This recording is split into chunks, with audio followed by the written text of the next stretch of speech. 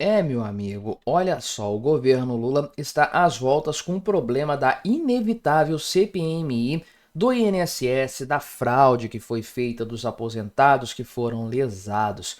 E agora, a ministra Gleisi Hoffmann, pois é, a que deveria articular as relações entre os poderes para o governo Lula, ela está trabalhando incansavelmente para que a CPMI não seja instaurada. E qual é a desculpa dela nesse sentido?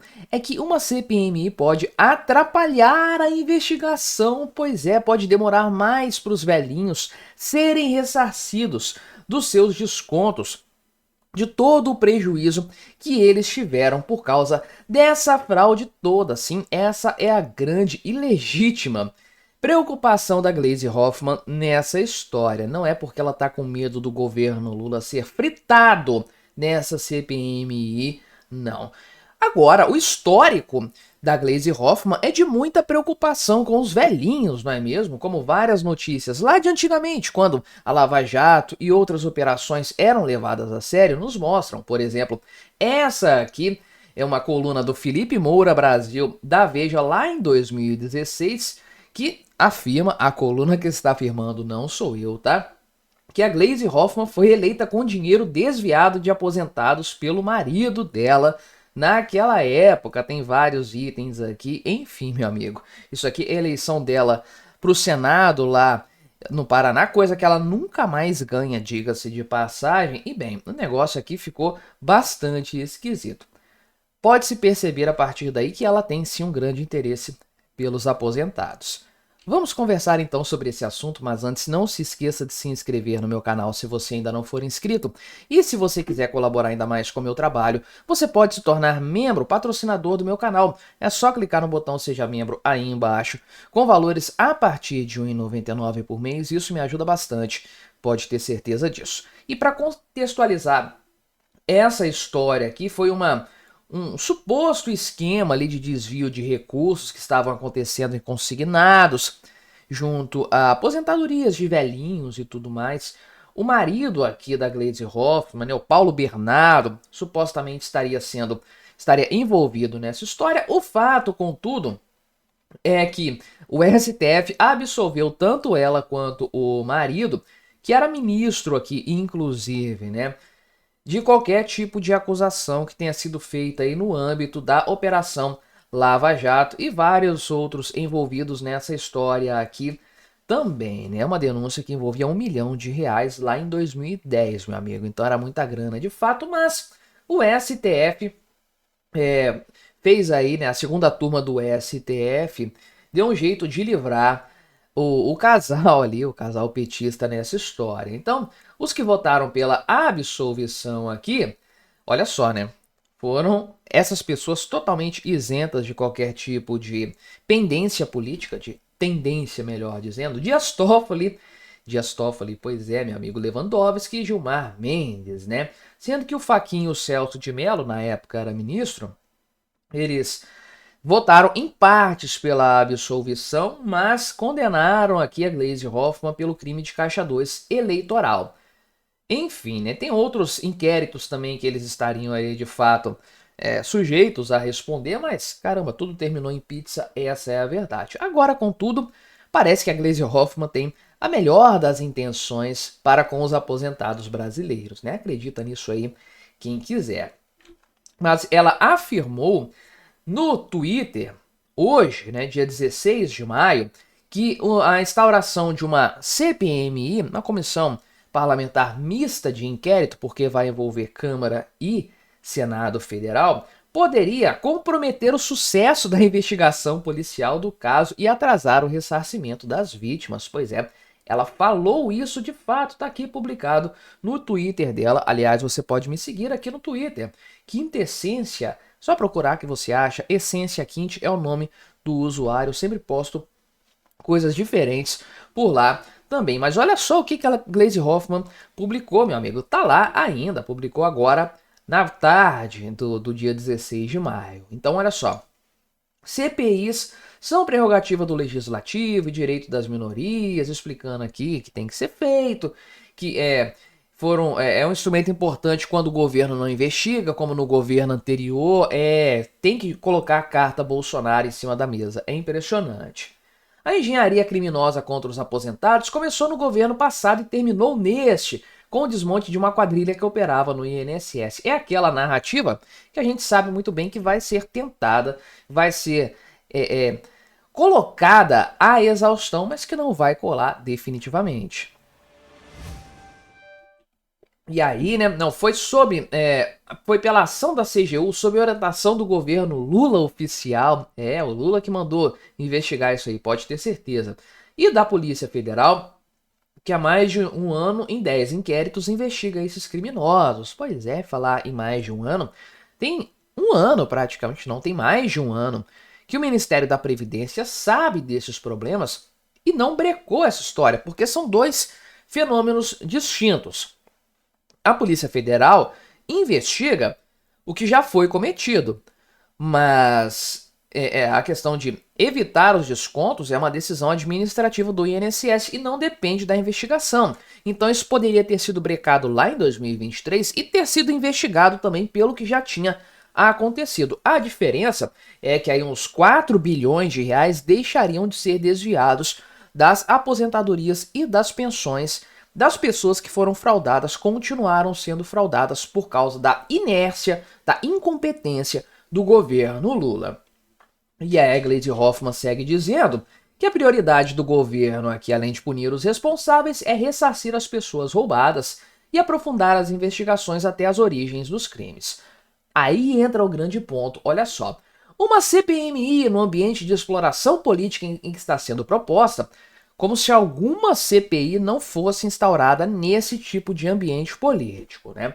Mas enfim, pode comprometer o sucesso da investigação policial, que deve permanecer protegida de interferências externas e do vazamento de informações. Mas uma coisa não tem nada a ver com a outra, importante frisar.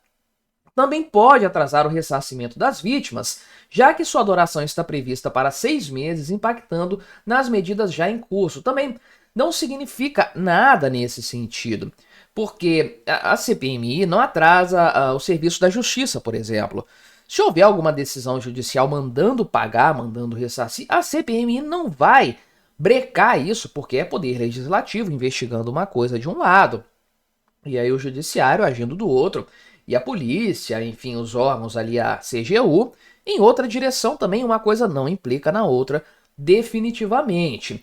E aí ela coloca que são preocupações que precisamos externar para esclarecer a população. Este governo já suspendeu os descontos, acabando com o roubo dos aposentados. Já suspendeu, depois de 2 anos depois de saber que estava acontecendo, resolveu suspender, né? E demonstrou que levará as investigações até as últimas consequências e trabalha para ressarcir as vítimas o mais rápido possível. Pois é, meu amigo.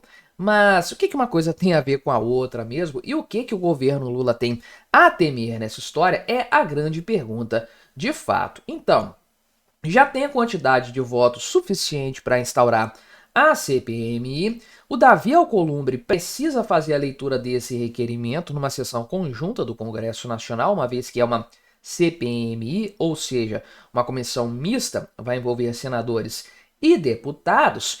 E bem, a própria Damares falou ontem que vai acionar o STF se o Alcolumbre não fizer a instalação dessa comissão. Provavelmente a coisa vai seguir nesse sentido. O Contarato, que é senador petista aqui do meu estado, infelizmente, já subscreveu essa CPI. Não tem jeito, até os petistas vão entrar nessa história. Só a Gleisi Hoffmann que segue aí como uma voz solitária, tentando fazer com que a coisa não ande, com que a coisa não caminhe. Mas para mim isso é inevitável. Quem ficar contra essa CPMI, gravei outro vídeo, não sei qual que vai ao ar antes, mas a CPMI pode terminar em pizza, o que não é incomum nesses casos, muito pelo contrário, é o esperado. Mas ninguém ainda assim vai ficar contra a instalação dessa CPMI, porque quem assim agir vai ficar queimado para as eleições do ano que vem. Grave isso. Esse rombo do INSS, essa fraude, esse assunto, esse tópico vai ser muito levantado no próximo ano, e quem não apoiar explicitamente, claramente, a instauração dessa CPMI vai ficar queimado nessa história. Olha aí, meu amigo, a crise do INSS vai ser um terror para o governo Lula. Já está sendo, mas vai ser muito pior. A tendência é que, na medida em que novos dados forem sendo apresentados, novas informações forem sendo conhecidas, investigações forem sendo feitas, a coisa fique ainda pior para o Lula. Para pensar. Já rodou o presidente do INSS, já rodou o ministro da Previdência Social. Vai rodar mais quem? Quem que é o próximo na hierarquia, o culpado por isso ter acontecido? E isso é um fato tão gritante que a queda na popularidade do Lula vai ser brutal em decorrência disso, que a própria base do governo, gente do governo, não é oposição, gente do governo, acredita que essa vai ser a pior crise de popularidade para o Lula. Vai ser o maior dano à sua imagem. Sim, meu amigo, pior do que aquele negócio da taxação do Pix, pior do que a taxação das comprinhas e tantos outros problemas que já acometeram o governo Lula. E não sobra para o governo Lula nada a não ser boicotar a CPMI do INSS para tentar fazer a coisa não chegar no patamar tão elevado, mas tá difícil, meu amigo. Até gente do governo já tá embarcando nessa CPI. Então, vamos conversar sobre esse assunto, mas antes não se esqueça de se inscrever no meu canal se você ainda não for inscrito. E se você quiser colaborar ainda mais com o meu trabalho, é só você se tornar membro patrocinador. Clique no botão Seja Membro, a partir de R$ 1,99 por mês, tem R$ 7,99 também. Isso ajuda muito na continuidade aqui deste meu modesto trabalho. Qual que é o ponto aqui, então, crucial nessa história? O ataque que isso aqui representa a um público muito importante do eleitorado do governo Lula, que são as pessoas pobres, humildes, os aposentados.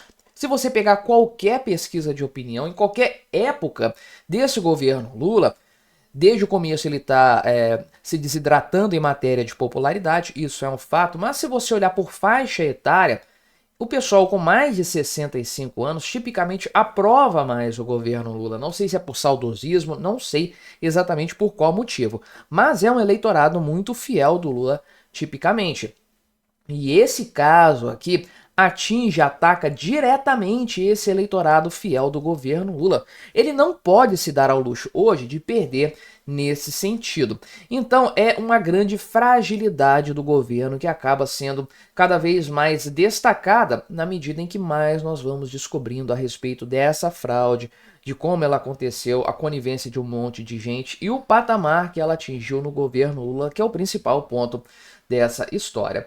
Então, governistas aqui, não espere que os nomes sejam citados, porque isso não vai acontecer de fato, mas os governistas já avaliam, portanto, que essa crise do INSS vai ser a pior para a popularidade do presidente Lula. E é engraçado que o pessoal da CNN coloca aqui. Até o momento, né? Sabe aquele meme do Homer Simpson falando com Bart, né? O pior até agora, né? Até o momento. Mais ou menos isso. Ou seja, ninguém descarta a possibilidade de vir mais crises, porque, convenhamos, é uma crise atrás da outra deste governo. O Lula nem tinha conseguido começar a se recuperar da questão lá do Juscelino Filho, quando essa bomba do INSS estourou. Acabou até eclipsando aquele caso lá, mas é importante lembrar, foi um ministro do Lula que caiu por causa de enrolo, de suspeita de corrupção. Então, aqui a leitura que o pessoal do governo faz exatamente é o que eu falei aqui no começo deste vídeo. O público que foi atingido por essa fraude aqui, né? É um roubo contra idosos. Na prática é isso, um roubo contra idosos. E muitos desses que foram atingidos por essa fraude representam uma parte muito importante do eleitorado do PT. E a verdade é o seguinte, ninguém sabe até hoje o tamanho desse rombo, é difícil mensurar. A verdade é essa, porque foi um negócio muito pulverizado, muito bem organizado. O pessoal tem realmente talento para fazer o que é errado. Impressionante, porque ninguém sabe exatamente quantas pessoas foram impactadas. Tem muita gente que não tem condições até mesmo de conhecimento, de mexer em computador, celular, conhecimento técnico para perceber um desconto de 30, 40 reais todo mês no seu salário. Aí tem lá o idoso que tem um consignado, dois consignados, descontando do contra-cheque da aposentadoria dele e entra mais 30 reais ali no meio, ele nem vai saber, nem vai perceber. Então, até saber quantas pessoas de fato foram lesadas nessa história para depois saber qual é o tamanho do rombo, vai demorar pra caramba. E aí, meu amigo, como consequência, também vai demorar muito o possível, embora eu diga não provável, ressarcimento das vítimas. Inclusive, aqui o pessoal do governo, eu fiz um vídeo falando a esse respeito aqui, que é o pessoal do PT mesmo já está aceitando o fato de que eles vão ter que apoiar a CPI. CPMI, no caso, vai juntar Senado e a Câmara dos Deputados para ver a questão, mas é inevitável que eles embarquem nisso também. Por quê? A CPMI vai ser instaurada de qualquer forma, não tem condições disso não ir para frente, dada a repercussão do tema. Isso vai ser carta eleitoral e uma carta muito forte. Quem não apoiar isso vai carregar essa culpa consigo nas costas no ano que vem. Então ninguém não quer instaurar essa CPMI. Ela pode até terminar em pizza, mas qual CPI que não termina em pizza, né? Mas ninguém vai querer ficar contra isso, nem gente do PT. Tanto que o senhor Contarato, Fabiano Contarato, foi o primeiro senador do PT a assinar o pedido aqui do meu estado. E não, ele não vai ganhar a eleição por causa disso não, porque o povo capixaba agora sabe quem que ele é. Então ele não engana ninguém mais nessa história. Mas é um petista de coração que se candidatou por outro partido. E depois migrou para o PT no meio do mandato dele. Não ganha nem para síndico de prédio aqui mais no Espírito Santo. Mas já se bandeou para o lado da CPMI e não quer se queimar nessa história. Para azar dele, ele já se queimou por outras coisas aqui com o povo capixaba. Enfim, o que acontece logo na sequência aqui? Teve o bate-boca lá do novo presidente do INSS com o Sérgio Moro também nessa história aí. Enfim, a situação vai se agravando cada vez mais para o governo, enfraquecendo cada vez mais o governo, que tenta desesperadamente fazer essa CPMI não ir para frente. Então, eles já estão tentando, sabendo que a CPMI vai ser instaurada, estão tentando ter a maioria nessa comissão que vai organizar aí os temas de maneira geral. Vão conseguir? Depende muito dessa negociação, é claro. Eles não têm quórum para isso. Para conseguir, só se realmente a coisa for destinada a terminar em pizza, porque se houver um mínimo interesse da oposição, obviamente, mas pense também no Centrão, que já quer se livrar do Lula, em seguir com as investigações de uma forma mais coesa, de uma forma mais honesta, mais determinada a saber exatamente o que aconteceu e quem são os culpados, não tem como o PT conseguir maioria nessa comissão, não. Então, pode espernear, pode fazer bravatas, ainda assim não vai conseguir impor a sua vontade, né? Então, o governo Lula já sabe que a CPMI vai ser instaurada, não tem para onde correr nesse sentido aqui. Agora vão partir para a estratégia de contenção de danos mesmo, conseguindo cargos importantes dentro dessa CPMI, especialmente a relatoria e a presidência. Agora imagina só, meu amigo, entregarem a relatoria e a presidência dessa CPMI para o PT. Aí realmente é para acabar. Tem que ter alguém do PL nisso aqui, no mínimo. Nem que seja na relatoria, talvez na presidência, algum partido ali mais do centro, obviamente, mas realmente, meu amigo, a coisa não vai caminhar nesse sentido, a não ser que, de fato, todo mundo queira celebrar uma pizza. Olha só, o pessoal quer do governo que a Tabata Amaral na relatoria desse caso. Tem condição de a coisa funcionar nesse sentido aqui, né? É claro que não. A ideia, obviamente, é blindar o Lula e colocar a culpa no Bolsonaro nessa história aqui. Obviamente, seria uma coisa completamente patética, né? Enfim, o Contarato também já está participando. Talvez o Rogério Carvalho vá assinar também senador petista. O pessoal vai embarcar nessa história porque não tem jeito. De qualquer sorte, com pizza ou sem pizza lá na CPMI, o governo Lula está com um problema muito grande nessa história que é, até o momento, o pessoal da reportagem falou, a pior crise deste desgoverno. Olha aí, meu amigo, eu bem que falei desse tema aqui no canal e parece que a coisa realmente caminha nesse sentido. Fernando Haddad parece ser um candidato viável para o Senado Federal nas eleições do ano que vem. Não há certeza a respeito de qual vai ser o destino dele No estado de São Paulo, certamente ele vai concorrer a alguma coisa, isso já está definido mesmo. Ele vai deixar o Ministério da Fazenda, provavelmente em abril do ano que vem, para se dedicar integralmente à sua campanha eleitoral naquilo que o Lula mandar ele fazer. E eu pontuei num vídeo meu aqui que ele tem muitas chances de se eleger para o Senado Federal pelo estado de São Paulo. Isso é um risco muito grande, de fato, e as pesquisas têm mostrado isso aqui, inclusive levando o pessoal da direita, os chamados bolsonaristas, a pensar bem nesse assunto aqui, né, no risco de Fernando Haddad conseguir uma cadeira no Senado Federal e infernizar o Brasil por 8 anos. Imagina só, tanto que parece que o PL já estuda transferir o Nicolas Ferreira para São Paulo em 2026 para tirar, de fato, o lugar do Haddad nessa história, nessa disputa. Vamos conversar sobre essas possibilidades, mas antes, não se esqueça de se inscrever no meu canal se você ainda não for inscrito e se você quiser colaborar ainda mais com o meu trabalho, você pode se tornar membro patrocinador, é só clicar no botão Seja Membro aí embaixo, com valores a partir de R$ 1,99 por mês, isso me ajuda bastante, pode ter certeza disso.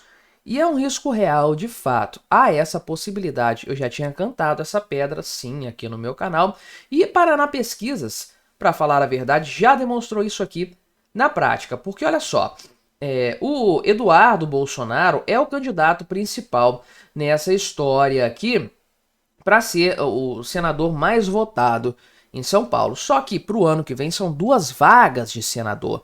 Se fosse igual em 2022, o Haddad não tinha chance nessa história. Mas o PT aposta nessa candidatura dele e provavelmente ele vai ocupar esse carguinho aí, pelo menos vai tentar, justamente porque tem 2 vagas. Então a direita, aliás a esquerda, o PT, o governo, a situação, mais ou menos sabe que a primeira vaga vai para a direita em São Paulo.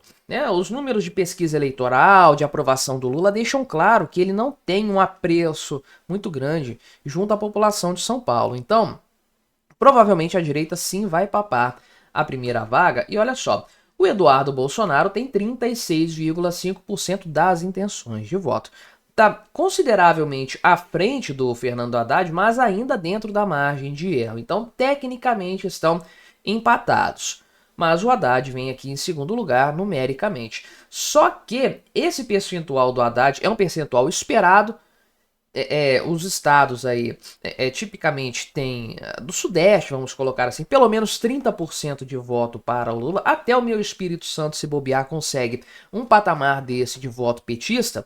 Então não é um absurdo pensar que isso aqui possa acontecer. De fato, o Haddad ter esse percentual de votos aqui. Se ele tiver, meu amigo, ele tem enormes chances de conseguir se eleger para uma vaga no Senado Federal. E aí, o Derrit também entra nessa disputa aqui, lembrando que são nomes colocados, não tem ninguém definido nesse sentido. O Derrit tem 23%, vejo que tem um percentual bom, mas longe de chegar no patamar do Fernando Haddad, sem sombra de dúvidas. Ricardo Salles, 13,6%. 2 ótimos nomes, tá? Esses aqui seriam muito bons, de fato. Luiz Marinho, ministro do Trabalho e Emprego, 10%. Eu duvido que o Marinho vai concorrer ao Senado Federal, não tem chance alguma nessa história. A Mara Gabrilli aqui, mais ou menos o mesmo percentual dele, que é senadora atualmente, provavelmente não vai se reeleger. Renata Abreu, do Podemos, não tem muita chance, nada, né? Enfim, os outros aqui pontuam um pouco. Qual que é o ponto principal nessa história aqui? É uma pesquisa estimulada, então os nomes foram apresentados, mas a verdade é a seguinte, uma indefinição. Esse é o grande ponto, em que o Haddad tem sim chances realistas, chances bastante... Não, eu não diria nem... Não são chances pontuais, pelo contrário, são chances bastante prováveis, infelizmente, de conseguir uma vaga no Senado Federal. Eu não vou ficar aqui dourando a pílula e falando que não é isso, porque é assim. As pesquisas mostram e é fácil de entender que há essa possibilidade. O cara teve ali 40 e poucos votos na disputa contra o Tarcísio, 44% dos votos lá na disputa com o Tarcísio no segundo turno para o governo estadual. Não chegou nem perto de ganhar, mas esse percentual garante uma vaguinha no Senado com 2 cadeiras em disputa com alguma facilidade. Então, sim, o pessoal da direita, o PL de maneira geral, esse pessoal tá realmente apreensivo com essa possibilidade aqui. Essa distância aqui entre o Eduardo Bolsonaro e o Haddad, o pessoal falou que achou a distância pequena, eu acho bastante normal, inclusive. Só que realmente o grande ponto nessa história é a segunda vaga. Que o Eduardo leva uma das vagas, beleza, isso provavelmente vai acontecer. Ele, a não ser que aconteça algo muito terrível para a imagem dele de lá para cá, mas ele consegue sim se uma dessas 2 vagas. Mas e a outra? Aí que tá o grande problema, o grande perigo. Não adianta nada. O PL conseguiu uma vaga em São Paulo, consegue uma vaga lá em Minas, em outro lugar, e o PT consegue a outra. É preciso ter uma maioria esmagadora no Senado Federal para começar a fazer a diferença no Brasil. Eu digo, tão importante quanto a eleição presidencial do próximo ano é a eleição para senador. São 2 vagas e são 8 anos carregando essas pessoas eleitas no Senado Federal. Se der errado a eleição para o Senado Federal no ano que vem, se for um Senado ruim, um Senado esquerdista, meu amigo, são 8 anos de sofrimento, porque a eleição de 2030 não vai conseguir reciclar o suficiente o Senado. A chance é agora. A direita tem que se posicionar estrategicamente para a disputa do Senado do próximo ano. Então, é a ideia de fazer dobradinhas de fato, dobradinhas que tenham chance de vencer. A dobradinha perfeita, que é basicamente você ter a maioria da população votando nos exatos 2 mesmos candidatos de direita, porque eles vão ter uma quantidade tão grande de votos que eles vão conseguir, sim, se eleger e tirar da jogada, tirar da disputa alguma alternativa petista. Parece aqui, né, que o pessoal do PL já está pensando aqui em alternativas. Eu acho que o melhor seria trabalhar o nome do Derrite nessa história aqui, né? Embora ele tenha falado que vai sair do PL para entrar no PP, eu não sei se pode ter 2 do mesmo partido disputando, não sei como é que são as regras para o Senado Federal. Mas o Derrite parece ser um bom nome, é um cara que entra no tema da segurança pública. Ele pode entrar com essa bandeira e o Eduardo Bolsonaro com a bandeira da combatividade ao STF, enfim, né? E dá para fazer uma disputa boa nesse sentido, colocando no Haddad a culpa que ele tem em matéria econômica. É só fazer uma campanha eleitoral mostrando, né? Falar, não vote nesse cara, vote em mim e no outro aqui de direita, para o Haddad não ter chance de ser eleito, porque senão vamos ter que ficar 8 anos no Senado aguentando um cara que quebrou o Brasil em menos de 4 anos. Essa é uma excelente coisa para se pontuar, é algo que o povo entende, que tem um apelo muito forte. Não é mentira, é verdade, é importante. Mas aqui parece, né, que o pessoal do PL está discutindo nos bastidores transferir o Nicolas Ferreira para São Paulo para tentar conseguir mais votos. Não sei se necessariamente a questão do Senado Federal. Eu acho que o Nicolas leva tranquilamente ali uma cadeira de Senado, no Senado lá de Minas Gerais, se for o caso. Não sei se são os planos estão nesse sentido. Falam até em governo estadual. E eu não duvidaria que ele consiga, de fato, esse tipo de cargo, não. Ele tem potencial para isso, sim. Agora, como deputado, ele leva muita gente. Essa é a verdade. O cara é um grande eleitor. E talvez tenha mais gente para ser eleita ali na popularidade, com base na popularidade do Nicolas Ferreira em São Paulo, do que em Minas Gerais. Isso é um fato. E o Eduardo Bolsonaro, indo para o Senado, como provavelmente ele vai, ele deixa de ser um puxador de votos do PL, como ele tipicamente é em São Paulo. Então precisa de alguém forte, sim, para assumir esse lugar dele de fato, né? Enfim, acredita-se que o Nicolas possa ter 2 milhões de votos em São Paulo, o que não é impossível, porque ele teve 1,47 milhão de votos lá em Minas Gerais. Agora ele é conhecido no Brasil todo, né? Então olha só, o Eduardo Bolsonaro vai sair para ir para o Senado, a Carla Zambelli está inelegível, o Ricardo Salles saiu para o Novo, então os puxadores de voto em São Paulo meio que saíram de fato ali, seria importante ter um nome forte de maneira geral. Se é o melhor destino, a melhor destinação para o Nicolas Eu não tenho certeza. O cara tem muito tempo aí, muita carreira política pela frente, sem sombra de dúvidas. Levaria muita gente com ele, sim, para a Câmara dos Deputados. Mas eu digo, o Senado Federal, neste momento, é realmente o grande problema, a grande preocupação, porque são 8 anos carregando essas escolhas na política brasileira. É, meu amigo, talvez você já tenha chegado nessa conclusão por conta própria, mas agora tem uma pesquisa demonstrando que as mulheres da geração Z, que é essa geração mais nova aí, do pessoal que nasceu lá meados da década de 90, essas mulheres priorizam a hipergamia, e eu fiquei boiando um tempão a respeito do que é isso. Tem a explicação aqui, que é você se relacionar com alguém de uma classe superior, muito superior à sua classe econômica, ou seja, alguém com mais dinheiro do que você para te bancar, né? E micro-romance em sites de relacionamento, de acordo com essa pesquisa. E bem, até eu que não sou dessa geração Z já percebi mais ou menos essa tendência. Você provavelmente também, a maior parte do meu público é do sexo masculino, então tem aí uma observação externa, não como, né, o do grupo das mulheres, que seria uma observação interna que tipicamente tende a ser um pouco mais distorcida, a gente não se enxerga muito bem, essa é a verdade, mas nós somos melhores um pouco para ver, externamente ver o comportamento alheio.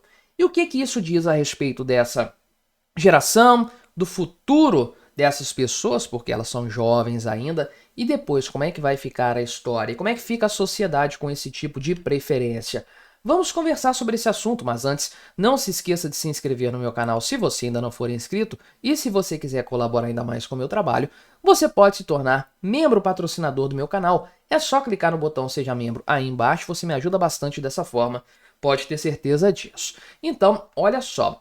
Foi uma pesquisa realizada pelo Instituto Qualibest, não faço ideia do que seja isso, em parceria com a plataforma de relacionamentos Meu Patrocínio. Eu meio que desconfiava do que se tratava essa plataforma pelo nome, mas eu pesquisei na internet para ter certeza e é uma plataforma para você procurar um Sugar Daddy, Sugar Baby, eu acho que é assim, ou seja, né? Para as mulheres que querem ser bancadas, eu acho que tem para homens que querem ser bancados também. Enfim, deve ser algo nesse tipo, não sei como é que funciona e também não me interessei muito nesse sentido. Agora, essa pesquisa demonstrou que 48% das mulheres brasileiras da geração Z, ou seja, que tem entre 18 e 29 anos, buscam relacionamentos de curto prazo com estilo sugar, ou seja, para serem bancadas, ou preferem relações intensas e breves como o micro-romance nos sites de relacionamento, né? Ou seja, em todo caso aqui, se a relação é breve ou se ela é de curto prazo, então não é nada duradouro, não é nada para a vida toda, definitivamente. É aquela coisa bastante descartável. É levar para a vida sentimental, para a vida amorosa, para os relacionamentos, a ideia que já habita roupas, celulares, também aí moda, música, caramba, música, diga-se de passagem, que é ser cada vez mais descartável. Então, como tudo que essa geração consome é bastante descartável, é tudo passageiro, é tudo modinha, é tudo hype, também os relacionamentos estão seguindo nesse mesmo rumo, nessa mesma toada aí. E olha só, 24% dessas entrevistadas procuram o que é chamado de hipergamia, ou seja, você ter um relacionamento aí com uma pessoa num nível social econômico superior, ou seja, alguém com mais grana que você pra te bancar nessa história, né? Então, é a busca aqui, né, um relacionamento que busca por praticidade e uma abordagem mais descomplicada, né?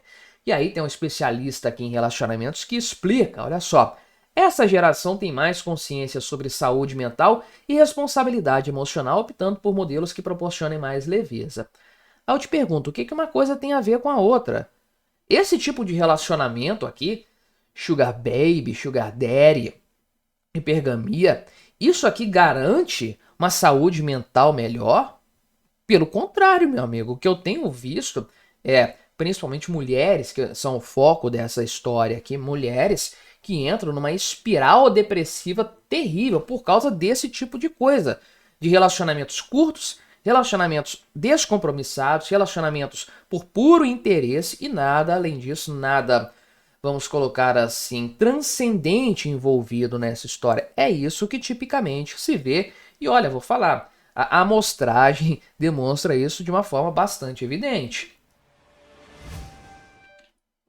E olha só, mais ou menos o mesmo percentual aqui, 24% das mulheres dessa geração se interessam pelo chamado micro-romance, ou seja, um relacionamento breve e intenso com alto grau de envolvimento, mas sem compromisso a longo prazo, né? Não sei exatamente como classificar isso aqui, uma ficada mais demorada, mais longa um pouco, ou mesmo, né? Eu sei que é assim que funciona, as pessoas já vão morar junto, assim, muito rápido. Daqui a 2, 3 meses não estão morando juntos mais.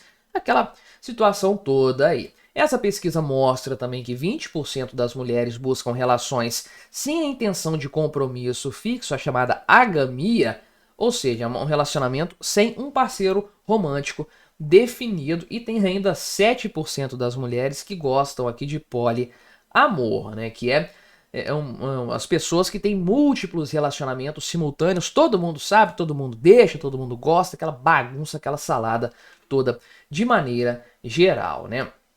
E aí 20% dessas entrevistadas passam mais de 5 horas por dia, meu amigo, interagindo virtualmente antes de marcar encontros presenciais, evidenciando a tendência do slow dating, ou seja, né, conhecer aprofundar a pessoa com mais profundidade antes de encontrá-la pessoalmente. Eu diria que isso aqui é mais preguiça de fato de ter um relacionamento presencial, e isso é um outro problema, tá? Que eu vou abordar aqui também. Esse especialista aqui, o tal do Caio Bittencourt, fala, né, que, olha só, as jovens de hoje sabem exatamente o que buscam em um relacionamento. E eu não poderia discordar mais dessa afirmação aqui. Completamente equivocada. Fala sério, as mulheres, as jovens de hoje sabem o que elas querem? Caramba, meu amigo. Eu acho que isso aqui revela, esse tipo de número revela que as mulheres não sabem o que elas querem. E tudo bem que eu não faço ideia de como que eles chegaram nesses números aqui. A reportagem não fala qual que é a amostragem, como que a pesquisa foi feita, se é só via redes sociais, porque é um instituto em parceria com uma plataforma de relacionamentos direcionados para coisa interesseira, então não sei se é um negócio enviesado, mas você já percebeu na vida real, na prática, pode ser que não seja 48%, pode ser aí que não seja esse percentual todo, mas na prática você percebeu que esse fenômeno aqui como um todo está crescendo, e é verdade. Mesmo em meninas muito jovens, inclusive, né? Veja que já começa aqui nos 18 anos, até antes disso mesmo. Qual que é o problema nessa história, no meu ver? Isso não faz bem para a questão emocional, psicológica, definitivamente. E a gente percebe isso na prática cada vez mais. Existe uma tendência de promiscuidade, principalmente entre as mulheres, que está muito relacionada à questão justamente de algum tipo de problema emocional, algum tipo aí de transtorno e coisas similares. É muito comum você ver nas redes sociais, né? Porque as redes sociais são uma grande vitrine de problemas que não são necessariamente confessados, mas que você percebe nas entrelinhas. Você vê a mulher ou a menina que se expõe demais nas redes sociais, não por ganhar dinheiro com isso nem nada, por carência mesmo, por baixa autoestima, um problema desse, e que tem uma série de transtornos em decorrência disso. Ou também, os transtornos são uma faceta dessa pobreza de autoestima que a pessoa tem. Isso é uma tendência e acaba se materializando em relacionamentos também, aquela coisa de fato de ter múltiplos parceiros para afirmar a sua própria capacidade, né? As pessoas me desejam, as pessoas me querem, etc. Tem também a característica de tudo ser descartável hoje em dia, por que não os relacionamentos serem também? Então, né, você tem desde o móvel da sua casa que não é para uma vida toda como era antigamente, é aquele MDF, aquele negócio, como é que é, aglomerado, sei lá, como é, que não vai durar muito, vai molhar, mas se você joga fora porque é barato, compra outro, bom que você troca e tem um modelo diferente, os relacionamentos vão nesse mesmo sentido também. E algo me diz que, na prática, os jovens não gostam de se relacionar de verdade, falam muito em determinados temas, em determinados assuntos, tá em tudo quanto é lugar, tá na música, tá aí, etc. Mas na prática eu vejo que não estão com nada nesse sentido, meu amigo. Eu acho que as gerações anteriores eram muito mais interessadas na prática, se é que você me entende, do que as gerações atuais, que são muito mais interessadas em ostentar, em fingir que são, em fingir que fazem, do que efetivamente fazer. E quanto a esses números aqui das mulheres, que elas sabem o que querem, e que tem aqui 7% das participantes se interessam por poliamor, meu amigo, eu vou falar para você. Eu lembro de uma pesquisa muito mais séria do que essa aqui, realizada, não sei se na Europa, nos Estados Unidos, falando que, salvo engano, 70% das mulheres que se declaravam bissexuais só tinham se relacionado com homens nos últimos 2 anos. Que bissexualidade é essa, meu amigo? Quem que explica isso? Ou seja, é muito fácil falar que quer uma coisa, que age de determinada forma. Na prática mesmo, 7% se interessa por poliamor, 20% não quer compromisso fixo. Meu amigo, eu duvido bastante desses números. Olha aí, meu amigo, o Brasil tem o menor número de nascimentos, teve, na verdade, em 2023, desde 1976. Ah, quer dizer que naquela época o Brasil estava com um problema demográfico grave já. E depois se recuperou um pouco, teve números melhores, certo? Não, isso aqui são números totais, valores nominais. Isso é um problema, porque a nossa população agora é muito maior do que aquela lá de 1976, mais do que o dobro do que tinha naquela época. Então veja que estamos diante de um cenário de decréscimo no número de pessoas nascidas. De fato, percentualmente, essa taxa está cada vez menor, o que leva inevitavelmente para um encolhimento da população brasileira em não muito tempo. Já estamos nesse ritmo, já estamos nesse rumo.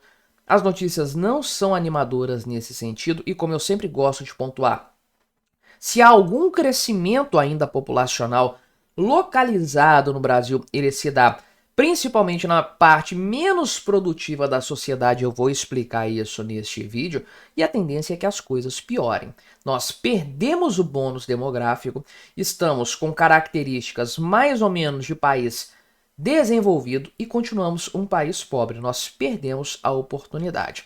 Vamos conversar então sobre essa notícia, mas antes não se esqueça de se inscrever no meu canal se você ainda não for inscrito, e se você quiser colaborar ainda mais com o meu trabalho, você pode se tornar membro patrocinador do meu canal. É só você clicar no botão Seja Membro aí embaixo, com valores a partir de R$ 1,99 por mês, isso me ajuda bastante, pode ter certeza disso. Então, os números aqui são do próprio IBGE, referentes a 2023, e não são nada animadores, essa é a grande verdade. Então veja aqui que naquele ano de 2023 foram registrados 2.518.000 nascimentos no Brasil, que é uma queda de 0,8% em relação a 2022. Então já é uma redução ano a ano que nós estamos vendo na prática aqui no Brasil, e é o quinto recuo consecutivo, inclusive. Então é um resultado muito, mas muito ruim.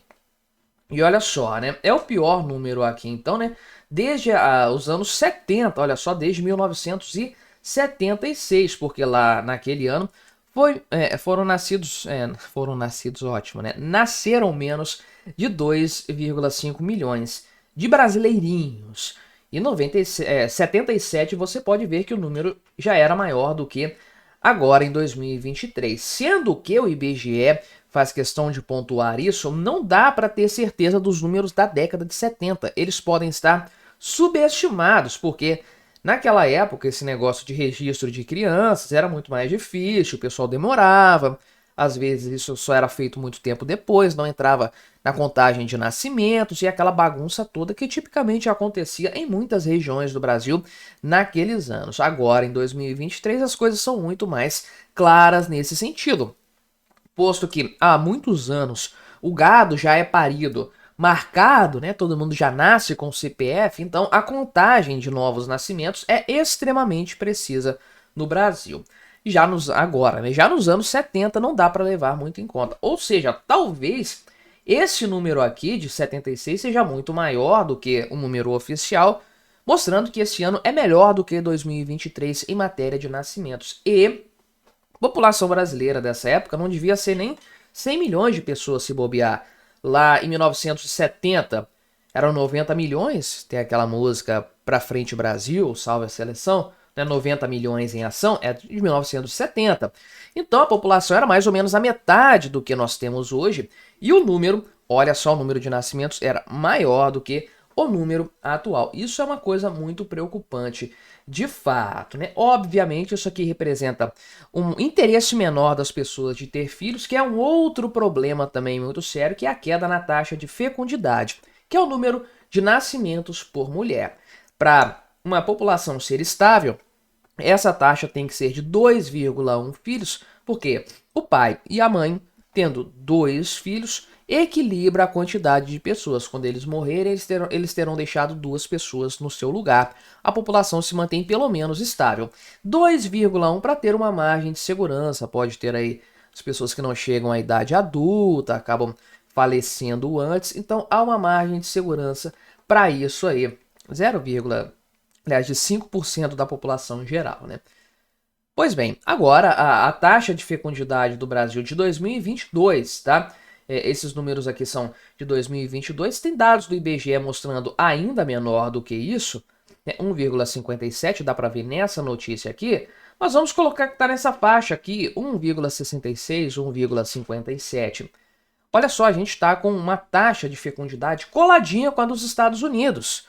Pois é, país desenvolvido. Tudo bem que os Estados Unidos têm uma característica muito peculiar, comparando, por exemplo, com a Europa, que é a imigração muito grande de países pobres, da América Hispânica, principalmente, do Brasil também, de outras regiões do mundo, públicos que ainda têm muitos filhos. O americano típico já está no padrão europeu, no padrão lá do extremo oriente asiático também. E o Brasil já está aqui numa queda absurda há muito tempo. Olha lá, a média de filhos por mulher em 1960 era 6 filhos por mulher. Agora isso caiu para, olha só, 1,63. E pois bem, qual que é o grande problema nessa história? É que a população brasileira inevitavelmente vai cair nesse sentido. Veja aqui, as mulheres estão tendo menos filhos, estão tendo filhos mais tarde. É um fato também. Em 2023, quase 40% das mães tinham mais de 30 anos ao dar à luz. Em 2003, eram 23,9%, sendo que no Distrito Federal isso chega a quase 50%. Rio Grande do Sul e São Paulo, esse patamar, 44%. O número de mães adolescentes caiu. Isso aqui, ok, pode até ser comemorado, a depender de qual que é a idade dessa mãe adolescente, porque imagino que até 19 anos seja considerado adolescente, convenhamos, 19 anos, né? Não é nenhuma criança, é uma pessoa maior de idade. Então, eu entendo que não tem problema nenhum a mulher já com 18, 19 anos ser mãe, está mais do que preparada para isso, inclusive. Mas caiu bastante esse número, esse patamar. E é um ponto a se considerar também aqui, que faz parte do meu argumento a respeito de onde que a população brasileira ainda está crescendo. Porque olha só, o número de nascimentos no Centro-Oeste ainda cresce, em outras regiões não. Mas olha só, se ainda há milhões de nascimentos no Brasil, de maneira geral, se a taxa de fecundidade não está em 0,8, igual está lá na Coreia do Sul, temos que levar em consideração que existe uma parcela da população brasileira que tem muitos filhos ainda. São pessoas pobres do interior, da favela, gente que depende majoritariamente de benefícios assistencialistas. E se você rodar por esse Brasilzão aí, você vai encontrar muito essa realidade. Não é a realidade da parcela aí da cidade grande, do pessoal que vai para o trabalho, que trabalha, que tem uma carreira, que frequenta a universidade, que aí não, né? Realmente as famílias são cada vez menores nesse sentido, quando há família, quando há interesse em ter filhos também.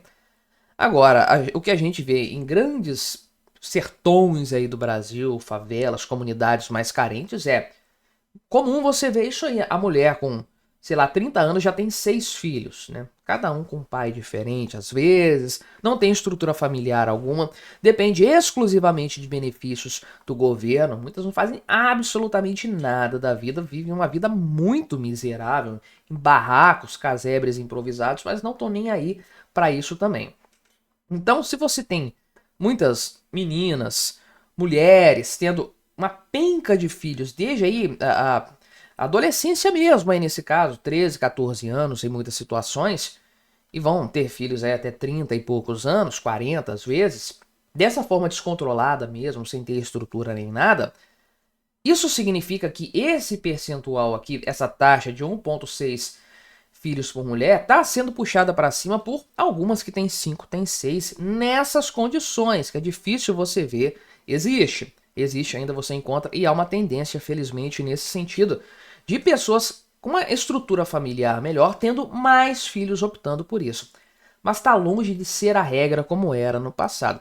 Há um grande crescimento, sim, em comunidades carentes, em parcelas carentes da população, que vão aumentar a dependência de programas assistencialistas, enquanto que não contribuem tanto assim para o bolo de maneira geral. Ou seja, não apenas a população tende a encolher, uma vez que a taxa de fecundidade já é inferior a 2. Não apenas o número de nascimentos vai ficar cada vez menor e a população vai envelhecer cada vez mais, dando ao Brasil características demográficas de país desenvolvido, sem ter características econômicas equivalentes. Não apenas isso vai acontecer. A parte produtiva da sociedade vai diminuir ainda mais rapidamente, sobrecarregando essa parcela da população para garantir algum grau de sustento, algum grau de esmola estatal para a parcela que ainda cresce da população, em muitos casos uma parcela improdutiva do povo brasileiro. Mas me diga aí o que você achou da minha análise, colabore com o nosso debate, se inscreva no meu canal se você ainda não for inscrito e até a próxima.